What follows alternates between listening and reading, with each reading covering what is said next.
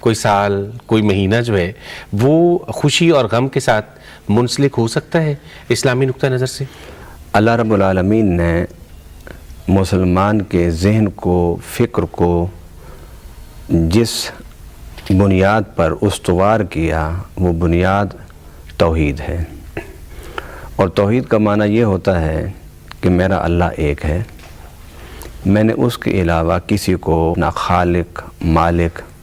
مسبب الاسباب، رازق،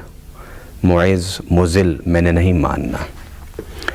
اور اسی بات کو قرآن پاک میں اللہ تعالیٰ نے ارشاد فرمایا، کل کل من عند اللہ،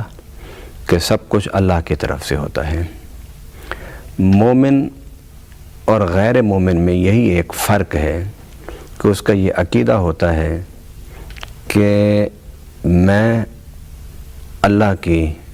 امر، رب کی تقدیر، رب کی مشیت، رب کے ارادے کے تحت اپنی زندگی گزاروں گا۔ کوئی خیر، کوئی شر اللہ کے فیصلے کے بغیر نہیں ہوتی۔ اور سورۃ انعام میں اللہ تعالیٰ نے اسی مسئلے کی وضاحت فرمایا کہ اگر تم کسی کو نقصان پہنچانا چاہو اور اللہ اس کو نقصان نہ پہنچانا چاہے تو تم نہیں پہنچا سکتے نقصان، اور اگر اللہ کسی پر اپنا فضل کرنا چاہے تم سارے مل کر اگر اسے روکنا بھی چاہو تو نہیں روک سکتے۔ اسلامی نقطہ نظر سے کوئی ایسا وقت، کوئی ایسا سال، کوئی ایسا لمحہ ایسا نہیں ہے کہ جسے کہا جائے کہ یہ نفع کا، یہ نقصان کا وقت ہے، یہ شر کا وقت ہے، یہ نحوست کا وقت ہے، اس میں خسارہ ہے۔ ایسا کوئی وقت اسلامی نقطہ نظر سے نہیں ہے۔ جناب صاحب، جب اسلامی نقطہ نظر سے کوئی ایسا وقت مقرر نہیں ہے کہ یہ دن، یہ سال، یہ مہینہ جو ہے وہ نحوست کے ساتھ یا کسی شر کے ساتھ یا کسی غم کے ساتھ منسلک ہے، تو پھر یہ ماہ سفر کے حوالے سے ہم تک اس طرح کی باتیں کیوں پہنچ رہی ہیں یا کیوں پہنچتی رہی ہیں کہ ماہ سفر جو ہے یہ نحوست والا مہینہ ہے؟ جب آپ کا ذہن اس بنیادی عقیدے کو سمجھ لے گا کہ میرے اللہ نے سب کچھ کرنا ہے اور اس کی مرضی کے بغیر کچھ نہیں ہوتا، تو پھر آپ کا ذہن سے یہ بات محو ہو جائے گی کہ مجھے فلاں وقت میں فائدہ ہو سکتا ہے اور فلاں وقت میرے لیے نقصان کا وقت ہے۔ اس لیے کہ کچھ لوگ غروب اور طلوع، خزاں اور بہار، گرمی اور سردی، رات اور دن، اس حوالے سے نفع اور نقصان کے فیصلے کرنے کے عادی تھے۔ اور اسلام سے پہلے جو بادشاہ گزرے وہ نجومیوں سے پوچھا کرتے تھے کہ اس وقت ستارے کہاں پر ہیں، اس کام کو آج کرنا چاہیے یا نہیں کرنا چاہیے، یا آج دن کون سا ہے، وقت کون سا ہے، وہ ساری انہی باتوں میں پڑے رہتے تھے۔ تو اللہ تعالیٰ نے مسلمانوں کو ان ساری تصورات سے باہر نکال دیا کہ اللہ پر نظر رکھو، اس کے علاوہ کوئی کچھ نہیں کر سکتا۔ رہی بات کہ سفر کے حوالے سے کہ ایسا کیوں ہے، تو آپ کو اس کے معنی پر تھوڑا سا غور کرنا ہوگا۔ سفر کا معنی ہوتا ہے خالی ہونا،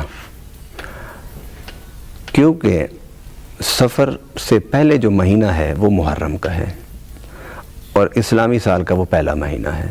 اور سفر اسلامی سال کا دوسرا مہینہ ہے۔ یہ محرم اور محرم سے پہلے 2 مہینے ذی الحج اور ذی قعد، یہ 3 مہینے حرمت والے مہینے ہیں، اور اس سے پہلے 1 مہینہ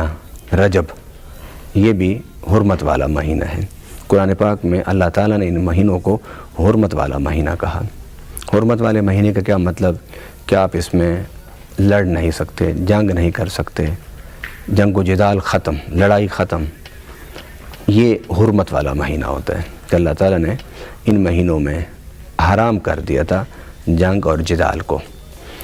اب محرم کے ختم ہوتے ہی جب سفر آتا